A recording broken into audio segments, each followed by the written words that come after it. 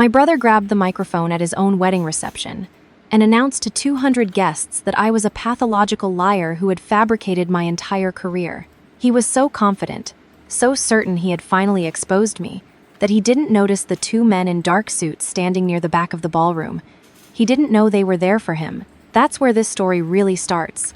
So stay with me, because you are not going to see the ending coming. The notification on my phone lit up at 6:47 inches the morning, 3 hours before I was supposed to put on a bridesmaid dress and smile for photos I didn't want to be in. It was an encrypted message from my supervisor at the field office. A single line.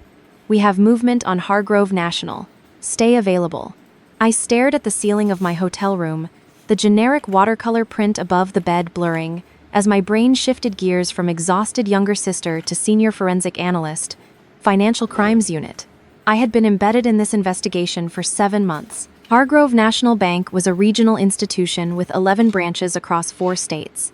And for the better part of the last decade, it had been quietly laundering money for a network of shell companies connected to 2 organized crime families operating out of the Southeast. The mechanism was elegant. The way truly criminal things usually are ghost loans issued to non-existent borrowers, funds cycled through commercial real estate accounts, interest payments that never triggered audit flags because someone on the inside was adjusting the thresholds. Someone with administrative access, someone in a position of trust. My investigation had a name attached to that access. I had been staring at it on a case file for 6 weeks. I had not told my mother. I had not told my father. And I had absolutely not told the man whose name it was, my brother, who was getting married in approximately 3 hours. I got up, made coffee from the sad little in-room machine, and sat at the desk in my robe, reading the new report on my encrypted laptop. A secondary account had been flagged overnight, a discretionary fund tied to my brother's direct login credentials, with $340,000 moved in 3 separate tranches over the previous 72 hours. It wasn't subtle. It looked like someone who was scared and moving fast. I closed the laptop and sat very still for a moment. He knew I was coming. He knew what I did for a living. At least the version I was allowed to tell people: forensic accounting for a federal contractor, which was accurate enough to be boring and vague enough to be safe. But if he had seen the subpoenas, if someone inside the bank had tipped him off, then he knew the contractor was the FBI. And if he knew that, then this wedding, my presence in it, the bridesmaid dress hanging on the back of the bathroom door, none of this was coincidence. I texted my supervisor. "I'm at the venue. What do you need from me?" The reply came in 4 minutes. "Nothing yet. Stand by. Do not engage the subject." The subject. My brother, 29 years old, assistant vice president of commercial lending at Hargrove National, the pride of our parents' retirement dinner table conversation. My mother had a photo of him in his office on the refrigerator, right next to his college graduation picture. He was wearing a tie in both of them. She told every person at her book club that her son worked in finance and that her daughter did something with computers for the government. She said it with the same inflection, which told you everything about the family hierarchy I had grown up navigating. I showered, dried my hair, and put on the bridesmaid dress. It was a deep burgundy, floor-length, and genuinely beautiful, which surprised me because my soon-to-be sister-in-law had seemed like the kind of person who would put her bridesmaids in something unflattering on purpose. I pinned my hair back, put on the earrings she had gifted us at the rehearsal dinner, and looked at myself in the mirror for a long moment. "You can do this," I told myself. 4 hours, ceremony, cocktail hour, dinner. You sit in the corner, you smile when the photographer comes by, and you do not think about the case file with your brother's name on it. The ceremony was held in the hotel's garden pavilion, white chairs and eucalyptus garland, and a string quartet playing something I almost recognized. My parents were in the front row, my mother in a sage green dress she had bought specifically for this occasion and spent 3 separate phone calls describing to me. My father was already emotional before the processional started.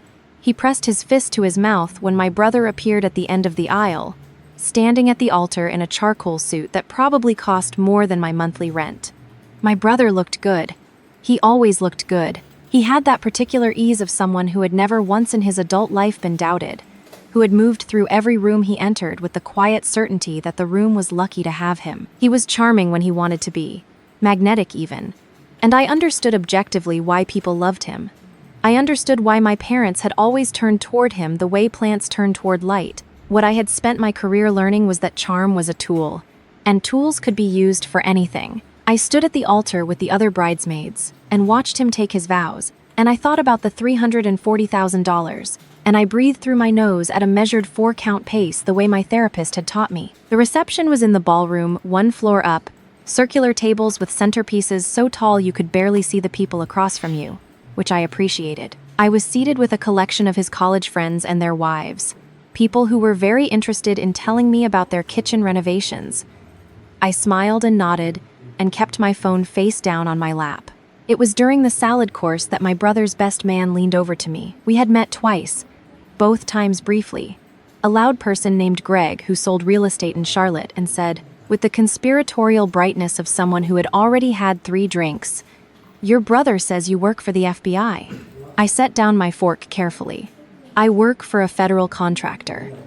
Forensic accounting. Same thing, basically. Greg pointed at me with a breadstick. He says you've been telling people you're like an agent. Says it's kind of a whole thing with you. I looked at him. I looked at the breadstick. I don't think I've ever said that. Greg shrugged in the non-committal way of someone delivering a message he'd been asked to deliver, then turned back to his wife, and I picked up my fork again and stared at the salad and understood that the opening move had already been made. My brother had been talking about me. He had been seeding the room. I excused myself between the salad and the main course and walked to the restroom. But I didn't go to the restroom. I stood in the hallway outside the ballroom doors and called my supervisor. "He's been priming the guests," I said, keeping my voice low. "His best man just told me he's been telling people I fabricate my credentials. He's building a narrative." There was a pause. "You think he's planning something tonight? He moved $340,000 in 72 hours, and I'm standing 20 feet from him at his wedding." "Yes, I think he's planning something tonight." Another pause. Longer. "We have agents in the area. 2 plainclothes, already positioned inside. If anything escalates, they'll move." But Sara, my supervisor, said my name in the particular tone that meant I'm about to say something you won't like. "Until he does something overt, our hands are tied. We need him to act." "Understood," I said. I went back to my salad.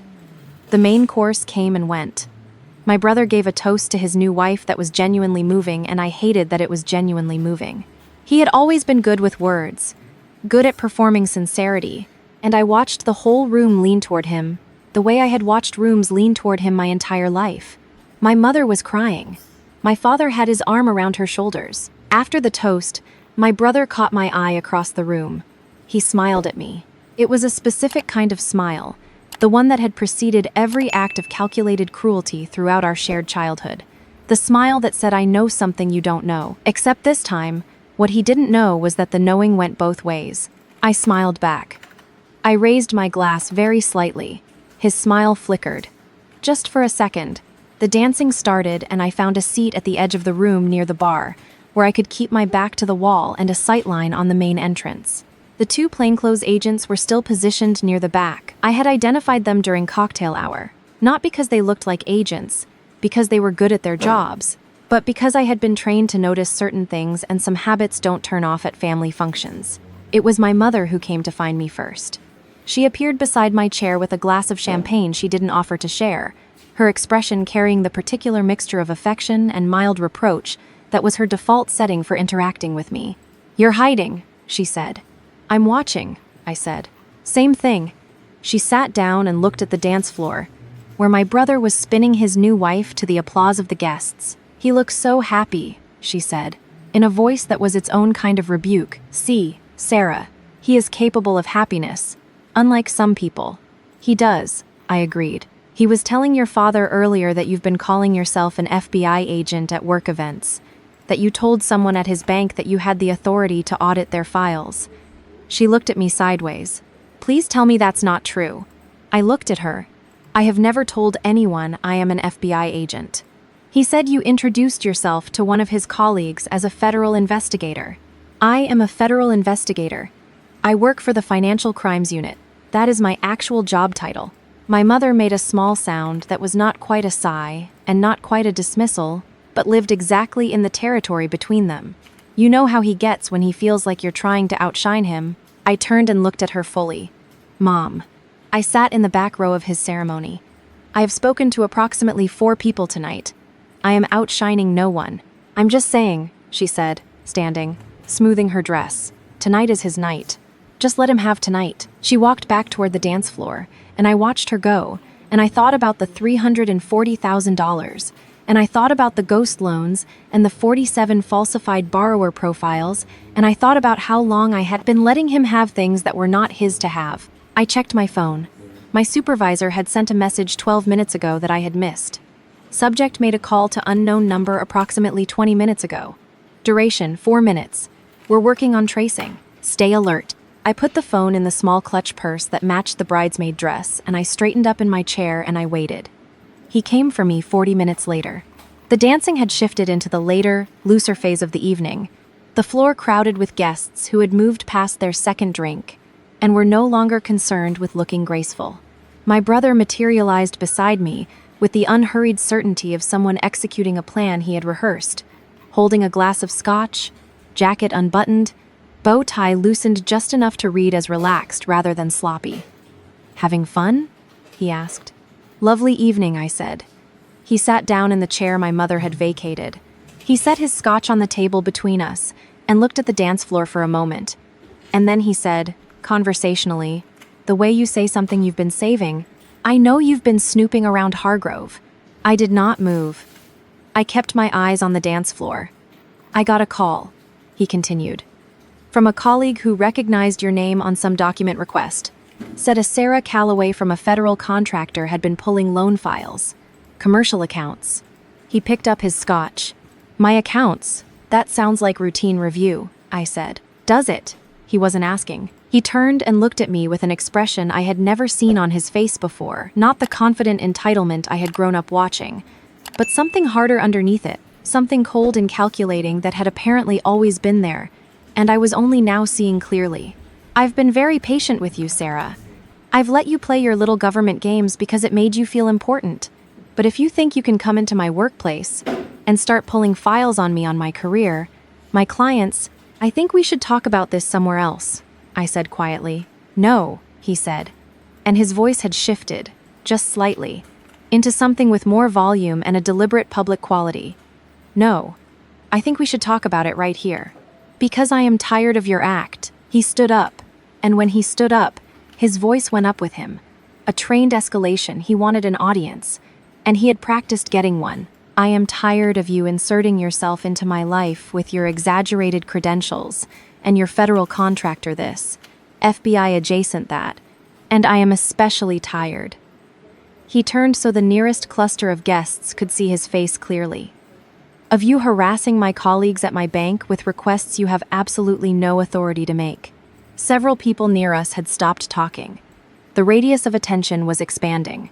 I stood up. I kept my voice level. "You need to lower your voice. She's doing it right now," my brother announced, pivoting to the room with the ease of someone who had grown up being watched and found it comfortable. "This is what she does. She walks into a room.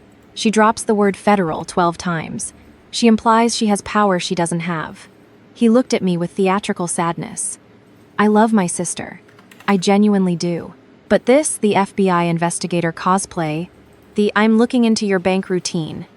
It has been going on for years, and I am not going to stand at my own wedding and pretend it's normal."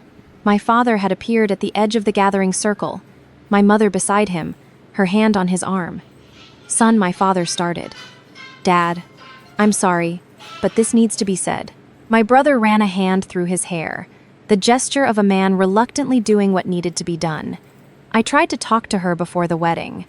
I told her this wasn't the time. She showed up anyway with whatever investigation fantasy is running in her head this month, and I have 200 people here who I care about, and I am not going to let her hijack this night." The room was very quiet. The DJ had either noticed or been noticed because the music had faded to something barely audible. I was standing in the center of a circle of faces I mostly didn't recognize, and every single one of them was looking at me with the careful, non-committal expression of someone who has already made up their mind. I looked at my brother. He was flushed with adrenaline and something that looked almost like relief, as if he had been waiting months for this exact moment, and the arrival of it was its own reward. He thought this was the climax. He thought this was the part where I got flustered, where I tried to explain and sounded crazy, where the room collectively concluded that the sister was a problem and the brother was a man at the end of his patience. He had built this trap very carefully. He had just made one significant error. He had built it in a room where I had 2 colleagues watching. "Are you done?" I asked. He blinked. He had expected tears, or anger, or defensive stammering. My calm seemed to genuinely confuse him. "Are you done?" I repeated. "Sara, because I want to make sure you've finished making your statement, given that there are people recording this on their phones and everything you've said in the last 3 minutes is going on record." I reached into my clutch purse. I took out my credentials, and I held them up, slowly, so the people nearest us could see the seal clearly. "My name is Sara Calloway. I am a senior forensic analyst contracted to the FBI Financial Crimes Unit. I have been lead analyst on an active federal investigation for the past 7 months. I put the credentials back, and I have not fabricated a single word of that." The silence in the room had a different texture now. My brother's face went through several expressions very quickly. "That anyone can get one of those made. That doesn't prove the document requests your colleague saw were issued under federal subpoena," I said. "They were not made in my name personally. They were made through the field office. If your colleague saw my name, it was because I was listed as the requesting analyst, which is standard, and which means someone inside the bank showed you a document that was intended to be confidential." I tilted my head slightly. "That's actually quite helpful to know. You're trying to twist this." "I'm not twisting anything." I looked at my father. His face had gone the color of old concrete. I looked at my mother. She had both hands pressed to her collarbone. "I came here tonight to be your sister at your wedding. That's all I came to do. You chose to do this in front of 200 people. So let me be clear about what's actually happening." My brother took a step forward, and his voice dropped to something low and ugly. "You are not going to do this here." "You already did it here," I said. "I'm just responding." "Sara." His jaw was tight. "I am warning you." "I know." I looked at him steadily. "You moved $340,000 in the last 72 hours. 3 tranches, all within business hours, all routed through the Mecklenburg commercial discretionary account that you have admin access to. We flagged it overnight." I watched his face. "I didn't want to know that it was you. I spent 6 weeks hoping the credentials were shared, hoping someone had accessed the system with your login without your knowledge. I wrote 3 separate reports trying to find another explanation. Something in my chest ached saying it. I didn't let the ache into my voice. There wasn't one. The room had gone so still I could hear the ice shifting in someone's glass 20 feet away. My brother stared at me. The performance had dropped completely. What was underneath it was something I had no name for, because I had never seen it on his face before, the expression of a person who has been completely, irrevocably caught, and who is watching every exit close in real time. "That's you're making that up," he said, but the words had no structure behind them. They fell flat. "I'm really not. You can't prove. We have 47 falsified loan files, a trail of shell company accounts going back to 2019, phone records from the past 6 months, showing contact with 2 individuals currently under separate federal indictment, and now the 3 tranches from this week, which your own account activity logs are going to make very difficult to explain." I kept my voice even and factual, the way I had been trained to present evidence. No drama, just facts, laid in a row, each one heavier than the last. "The pattern shows that you knew the investigation was closing in, and you tried to move the accessible funds before the accounts got frozen. That's called obstruction, on top of everything else. Dad."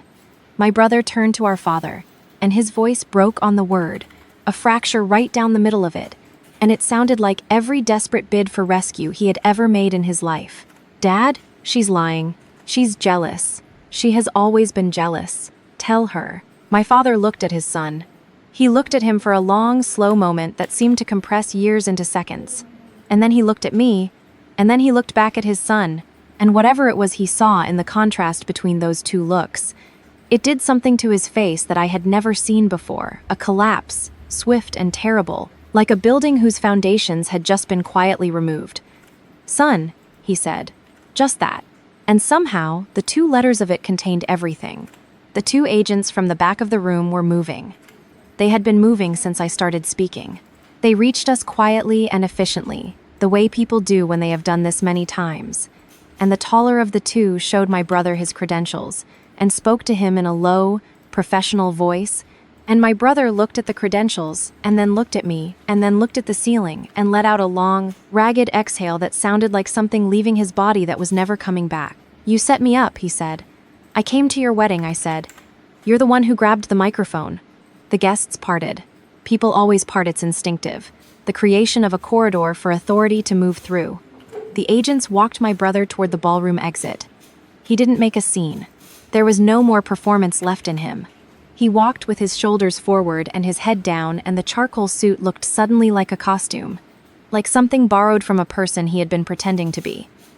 At the door, he stopped. He turned back and looked at the room, at the guests, at his new wife, who was standing near the head table with her hands over her mouth, at my parents. He didn't look at me. "I just wanted to be the one you were proud of," he said, "to all of them and none of them. I tried to do it the right way for so long. And it was never enough. It was never going to be enough." He looked at my father specifically, and the rawness in his face was so genuine that I had to look away from it. "You kept moving the goal. Every time I hit it, you moved it. I got the job. You wanted the promotion. I got the promotion.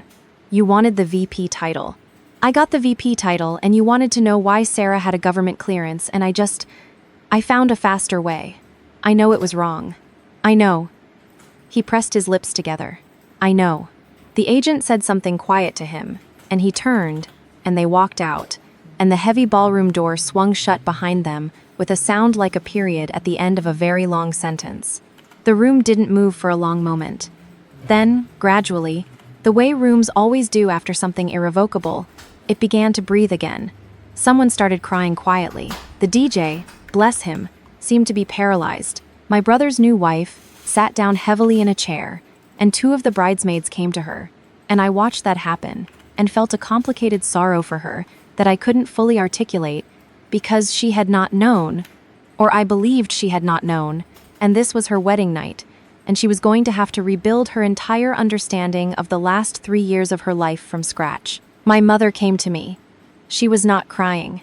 Her face was white and set, and she looked like a woman performing composure for an audience, which she probably was, because my mother had been performing composure my entire life.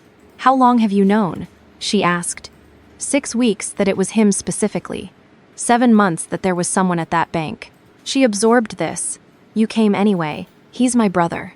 She looked at me for a long time, and I could see her trying to reconcile two things that wouldn't reconcile: the version of our family she had been maintaining for 30 years, and the version that was currently in the back of a government vehicle. She had always been better at loving the idea of us than the reality of us, and I had made my peace with that somewhere around my mid-20s, but watching her work through it in real time still cost something. "We didn't know," she said finally. It was not an apology. It was a position. "I know you didn't," I said, which was not forgiveness. It was also just a position. My father appeared beside her. He looked decades older than he had at the ceremony, which had been less than 4 hours ago. He looked at my credentials, which I was still holding loosely in one hand. "The thing you said," he started, stopped, started again. "About the investigation. About how long you've been doing this kind of work for how long?" 8 years. He looked at the seal on my credentials. He had never asked about my job in 8 years. He had nodded politely at every vague answer I'd given at holiday dinners, and then turned the conversation back to my brother's quarterly targets. I watched him understand that now, the shape of what his incuriosity had looked like from the outside, and I felt no satisfaction in the understanding. Just the particular exhaustion of being right about something you had always hoped you were wrong about. "Sara," he said, and his voice was heavy with something that wasn't quite an apology but was trying to become one. "I want you to know that I am very proud of. Dad," I said it gently. "You don't have to do this right now. We don't have to do this right now. I want to. I know." I looked at him, at the sincerity of it, and I meant what I said next completely. And I'm glad. I'll be here for that conversation when you're ready to have it. But tonight, you should be focused on his wife, and on getting legal representation for your son, and on being with each other, not on managing me. My father blinked. It occurred to me that this was possibly the first time in our relationship that I had told him what I needed, in a sentence that didn't have an apology wrapped around it. I took his hand and squeezed it once, then let go. "He's going to need a good attorney," I said. "Federal cases are different from what you see on TV. Call a criminal defense lawyer first thing tomorrow morning, not a general practice firm. Someone who specifically handles white-collar federal." I paused. "I can send you names, if you want. People I've seen do good work from the other side of the table." My father stared at me. "You would do that? He's my brother," I said again. "That doesn't stop being true because he's also a suspect." I found my clutch purse on the chair where I'd left it. I checked my phone, 3 messages from my supervisor. "All variants of good work? Debrief tomorrow? Go get some sleep." I texted back a thumbs up and dropped the phone in the bag. The DJ had found his courage and put on something soft and neutral, and a few resilient guests had drifted back toward the bar. The evening was technically still happening, the way a campfire is technically still happening after it's mostly embers. I said quiet goodbyes to the bridesmaids I had spoken to during the day, the ones who had been kind to me without particular reason to be, and I meant those goodbyes sincerely. My brother's new wife stopped me at the door to the ballroom. She had redone her makeup with the efficient speed of someone who'd had practice at crisis management, and she looked at me with an expression that had nothing performative in it, no blame, no drama, just the plain and devastating look of someone taking stock of a landscape that has just been completely rearranged. "Did he know?" she asked. "When he proposed to me, did he know already that he was doing this?" I considered the question honestly. Based on the financial timeline, the earliest activity was about 18 months ago. So probably, yes, some of it had already started. I paused. "I'm sorry. I don't say that as a formality. I'm genuinely sorry." She nodded slowly. She looked over her shoulder at the ballroom, at the eucalyptus garlands, and the 8-tiered cake, and the centerpieces that were taller than the people looking at them. "I thought I knew him," she said quietly. "Not to me specifically, just to the air." "People are very good at showing you exactly what they want you to see," I said. "That's not your failure. That's their choice." She looked at me. Something in her face settled. "Thank you for that." I walked out of the ballroom and took the elevator down to the lobby and pushed through the revolving glass door into the night air, which was cool and carried the faint smell of rain that hadn't arrived yet. I sat down on a bench near the valet station and just breathed for a moment, 3 full breaths, and let the evening come off me the way heat comes off pavement after the sun drops. My phone buzzed. It was a text from a number saved as Team, our informal group thread at the field office. "Heard what happened. You okay?" I looked at the message for a moment. Then I typed back, "Yeah, I'm okay. See everyone at debrief." 3 dots, and then a gif of a golden retriever jumping into a pile of leaves, which was the closest my supervisor ever came to sentimentality, and which meant more than most things people had said to me that entire evening. I put the phone away and looked out at the parking lot, at the line of cars, at the ordinary dark expanse of a Wednesday night in a city I had no particular attachment to. Somewhere in that city, my brother was in a processing facility, having his picture taken in a charcoal suit and his new wife's last name on every document, beginning the longest conversation with consequences he had ever been required to have. I would not be at the arraignment. Someone else from the unit would handle it from here. I would write my final report, submit the evidence file, and move on to the next case. And my brother's name would become a case number, and the case number would eventually become a line in someone's annual statistics report, and somewhere in a federal facility he would spend years rebuilding the understanding of himself that he had built on the wrong foundation. I did not feel triumphant. I did not feel righteous. I felt the specific, bittersweet exhaustion of a person who has been correct about something terrible for a very long time and has finally been allowed to stop pretending otherwise. I called a rideshare back to my hotel. In the car, I watched the city move past the window, and I thought about what my brother had said at the door. "I just wanted to be the one you were proud of," and I thought about how long he had spent wanting that from people who kept moving the target, and how somewhere along the way wanting had curdled into something that took from others what he couldn't earn.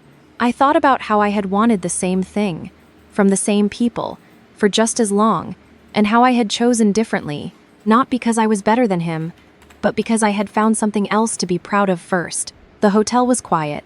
The woman at the front desk smiled at me and asked if I'd had a nice evening, and I said yes, thank you, and meant it in a sideways way that she would never know the context for. I took the elevator to my floor and let myself into my room and sat on the edge of the bed and set my clutch purse on the nightstand. The wedding present I had brought was still in the closet, wrapped in silver paper, because I had meant to give it before things went sideways. It was a good gift. I had actually thought about it, which was more than most people did. I looked at it for a moment and then left it where it was. His wife would have enough to sort through without adding my wrapping paper to it. I took off the bridesmaid dress and hung it carefully on the closet door.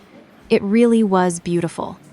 I thought she had made a good choice, all things considered. In a night full of choices that hadn't been, I sent one last message before I turned the lights out. To my parents. He will need the attorney early. Don't wait. And call me when you're ready to talk. I mean that. Good night. My father replied in 3 minutes, which was faster than he had responded to any of my messages in the past 2 years. Good night, sweetheart. We love you. And then, after a pause, we should have said that more. I read it twice. I set the phone down. I did not cry. Not because I didn't feel it, but because it would take more than one sentence to repair 30 years of a certain kind of silence. And I knew that. And I was willing to find out if the work was going to happen, but I was not going to let one text message at midnight do the emotional labor of a decade. That was the thing about finally being seen clearly. It didn't fix everything. It just cleared the ground. I turned off the lamp. Outside, the rain had finally arrived, light and steady against the window, and I fell asleep to the sound of it, thinking about nothing at all.